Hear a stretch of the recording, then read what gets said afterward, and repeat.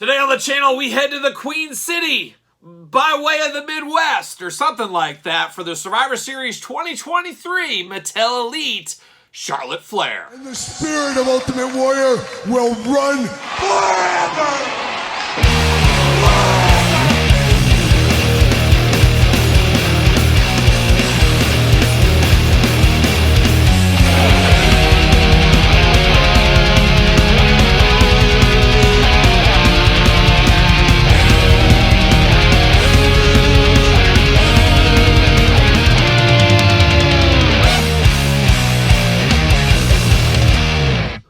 Welcome everyone, Kyle here, and welcome back to the channel for another WWE Mattel Elite unboxing and review. And today on the channel, from the Survivor Series 2023 Mattel Elite Wave, we've got Charlotte Flair. But for all your Charlotte Flair and wrestling figure needs, make sure you're hitting up Ringside Collectibles. Use discount code Kyle, save yourself 10%. Got to get the deal out there. And of course, we're going to do this unboxing like we do all the other unboxings on the channel. We're going to take a look at the packaging. We're going to talk about it. We're going to unbox it. We're going to talk about it.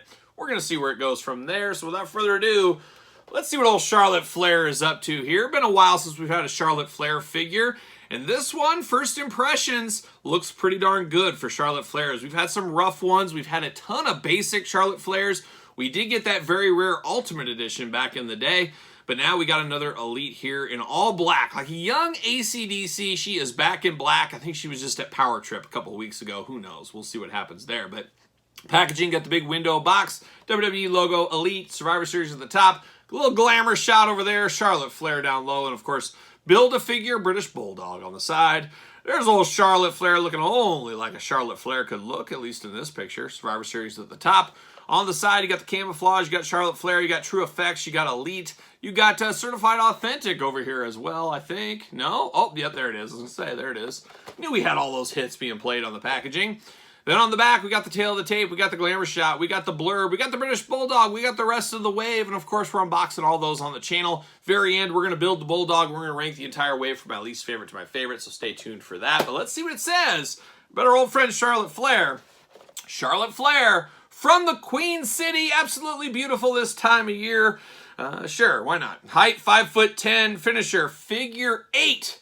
8 leg lock. Career highlights: Raw Women's Champion, SmackDown Women's Champion, WWE Women's Tag Team Champion. The Queen represented Friday Night SmackDown as champion against Raw Women's Champion Becky Lynch at Survivor Series 2021. And those two have had a falling out, and I don't think they've wrestled since then, have they? I think they were pretty much at their throats when that went down. So the more you know, I guess, in some ways. We're going to get old Charlotte out of the package right here. Of course, British Bulldog from 1999 is going to be a part of this. See you later, how it goes.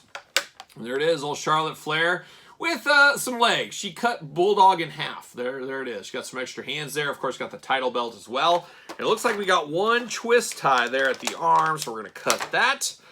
There we go. We're going to pop those legs out. We're going to pop that. We're going to pop that. There it is.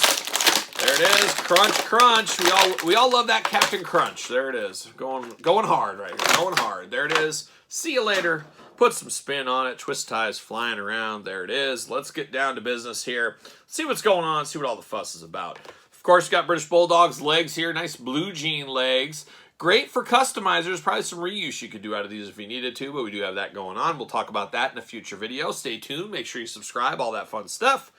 Charlotte Flair, 2 gripping hands out of the package. No fist for Charlotte. She's keeping it as clean as can be. So good for her. And then we do get these hands here. The magical hands is what they look like. They're the old Charlotte Flair hands. Almost the female equivalent of the Randy Orton hands in a lot of ways. But we do get these hands. You got the nice nail polish going on here. She got a nice manicure before her match. That's a true professional at the end of the day. Then we do get the SmackDown Women's title belt. Definitely a smaller belt. Or maybe it's not. It just feels small. Maybe that's just me. First thing I do notice as well, besides the size of this, is the side plate. So, lately we've been getting customizable side plates, Charlotte Flair side plates, things like that. None of that going on here, so very interesting. It almost feels like a basic belt in some ways, but it's a belt at the end of the day, not a bad accessory. We always love having belts with our figures, just not all the poppin' circumstances like a young Macho Man on this one for me. But it is what it is. It is a SmackDown belt. But the main event here is, of course, the figure. As I said earlier, we've been kind of lean on Charlotte Flair figures. As long as she's been around and as many titles as she's had, it's been a little bit lean on her figures. Of course, the Ultimate is probably her ultimate figure at this point. We've had tons of basics, and we've had a couple other elites we'll bring out here in a second.